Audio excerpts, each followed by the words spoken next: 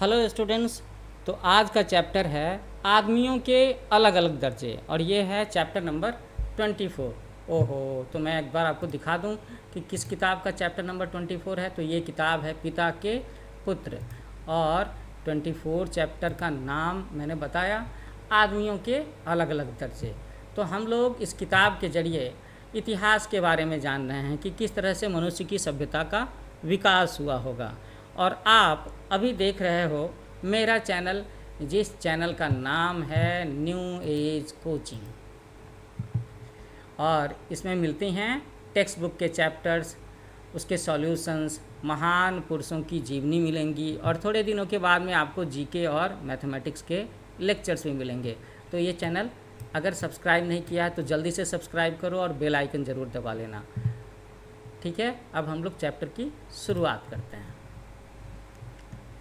लड़के लड़कियों और सयानों को, किशोरों को, यंग मेंस को इतिहास अक्सर एक अजीब ढंग से पढ़ाया जाता है। उन्हें राजाओं और दूसरे आदमियों के नाम और लड़ाइयों की तारीखें याद करनी पड़ती हैं। लेकिन दरअसल इतिहास लड़ाइयों का या थोड़े से राजाओं या सेनापतियों के नाम भर नहीं है। इतिहास का काम ये है कि हमें किसी मुल्क के आदमियों का हाल बतलाए, वे किस तरह रहते थे, क्या करते थे, क्या सोचते थे। है ना, ये इंटरेस्टिंग बात है ना कि इतिहास में क्या बताया जाना चाहिए कि भाई आदमियों का हाल बताना चाहिए, वो किस तरह रहते थे, क्या करते थे, क्या सोचते थे, किस बात से उन्हें खुशी होती थी, उस समय मनोरंजन के तरीके क्या थे, उस समय लोग क्यों नाराज़ होते थे, उस समय उनकी परेशानियां क्या होती थीं, उनके सामने में क्या क्या कठिनाइयां होती थीं। सोचो आजकल के नए ज़माने में जैसे कि कोरोना जैसी प्रॉब्लम आई, तो अभी से 2000 साल पहले, 2500 साल पहले लोगों की ज़िंदगी में कौन सी बीमारी आती होगी।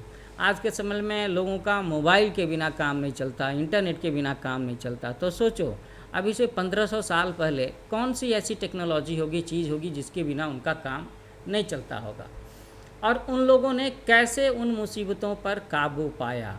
इतिहास का काम ये बताना भी तो है। अगर हम इतिहास को इस तरीके से पढ़ें, इतने इंटरेस्ट के साथ, ऐसी क्यूरियोसिटी के साथ में, तो हमें बहुत सी बातें मालूम होंगी।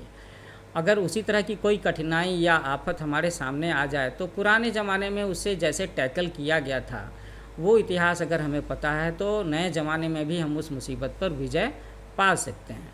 पुराने ज़माने का हाल पढ़ने से हमें ये पता चलता है कि लोगों की हालत पहले से अच्छी है या खराब, उन्होंने कुछ तरक्की की है या नहीं। ये सच है कि हमें पुराने ज़माने के मर्दों और औरतों के चरित्र से कुछ न कुछ सबक लिखना चाहिए। इतिहास का बीते हुए दिन का मतलब ही होता है सबक लिखना। लेकिन हमें ये भी जानना चाहिए कि पुराने ज़माने में भिन्न भिन्न जाति के आदमियों का क्या हाल था। मैं तुम्हें बहुत से खत लिख चुका हूँ और ये 24वां खत है, 24 चैप्टर है ना। लेकिन अब तक हमने बहुत पुराने ज़माने की ही चर्चा की है, जिसके बारे में हमें थोड़ी सी ही बात मालूम है, क्योंकि उतने पुराने ज़माने में किताबें नहीं लिखी जाती थी।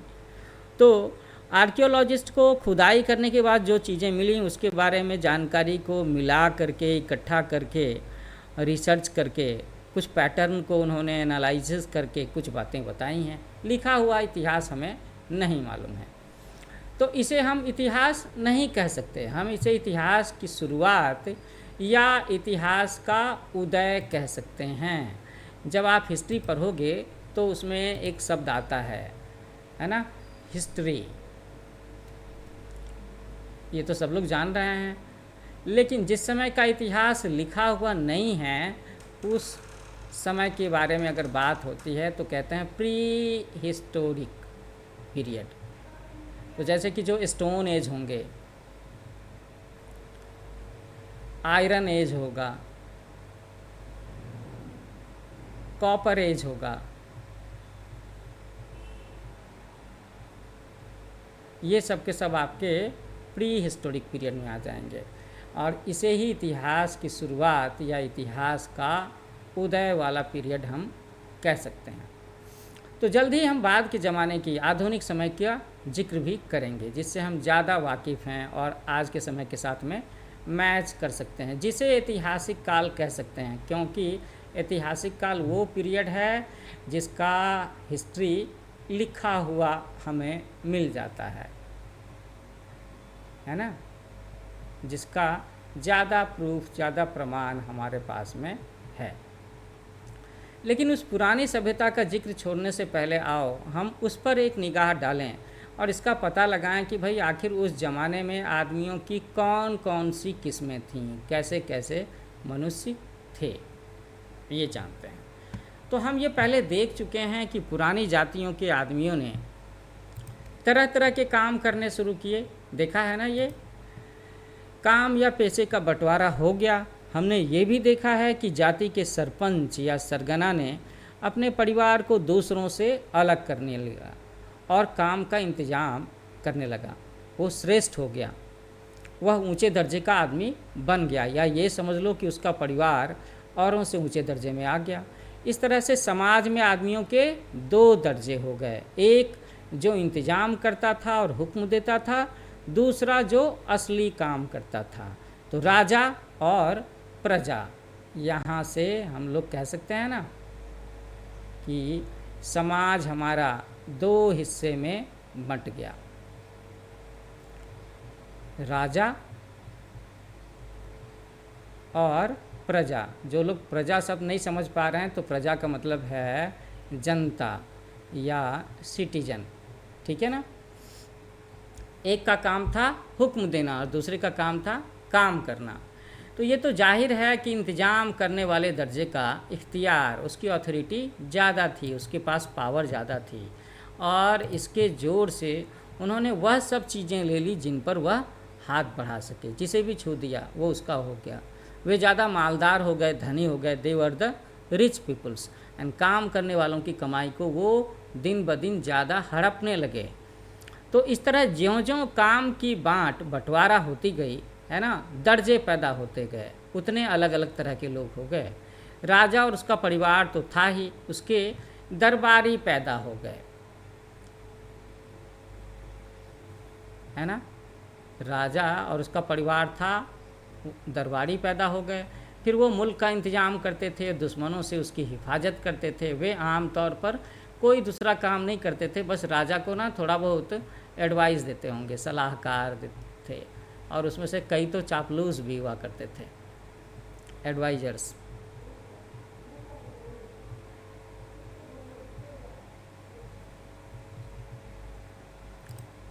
तो ऊंचे वर्ग में राजा के बाद एक दूसरा ऊंचा वर्ग भी हो गया जो उसके नीचे था, जो दरबारी थे। मंदिरों के पुजारियों और नौकरों का दूसरा दर्जा था, एक और दर्जा बना। मंदिर के पुजारियों और नौकरों का एक और दर्जा बना। उस ज़माने में इन लोगों का बड़ा रोब दाब था, क्योंकि ये राजा के मंदिर के पुजारी थे, राजा के नौकर थे। इसके बारे में हम फिर डिटेल से बात करेंगे। तीसरा दर्जा था व्यापारियों का। वे सौदागर लोग थे जो एक मुल्क से दूसरे मुल्क में, एक देश से दूसरे देश में जाकर के व्यापार करते थे। तो स्वाभाविक है उनके पास में भी ज़्यादा पैसे होते थे। वे माल खरीदते थे और बेचते थे, और शहरों में, बस्तियों में उनकी बड़ी बड़ी दुकानें हुआ करती थी। इसके बाद जो एक और दर्जा बना वो था कारीगरों का, जो हर एक किस्म की चीज़ें बनाते थे। सूत काटते थे, कपड़े बुनते थे, मिट्टी के बर्तन बनाते थे, पीतल के बर्तन गढ़ते थे, सोने और हाथी दांत की चीज़ें बनाते थे, और भी बहुत सारे काम करते थे। ये लोग अक्सर शहरों में या शहरों के नज़दीक रहते थे, लेकिन बहुत से देहातों में भी बसे हुए थे। सबसे नीचा दर्जा उन किसानों और मज़दूरों का था जो खेतों में या शहरों में काम करते थे। अगर हम आज के समय की बात करें तो आज भी समाज में सबसे नीचे का दर्जा मज़दूरों का लोगों ने रखा हुआ है, क्योंकि उन्हें फिजिकल लेबर कम करना होता है। ये गरीब होते हैं, है ना, इनके पास घर नहीं होते, कम पढ़े लिखे होते हैं, बहुत सारी प्रॉब्लम होती है। और क्या बताया गया है कि और सभी दर्जों के लोग उन्हीं पर दांत लगाए रहते थे और उनसे कुछ न कुछ ऐंठते रहते थे, उनके साथ चीटिंग करते थे। तो ये था समाज के अलग अलग लोगों का दर्जा। ये चैप्टर यहाँ पर ख़त्म होता है। तो बच्चों, मैं एक बार फिर से आपको याद दिला दूँ कि मेरा चैनल है न्यू एज कोचिंग।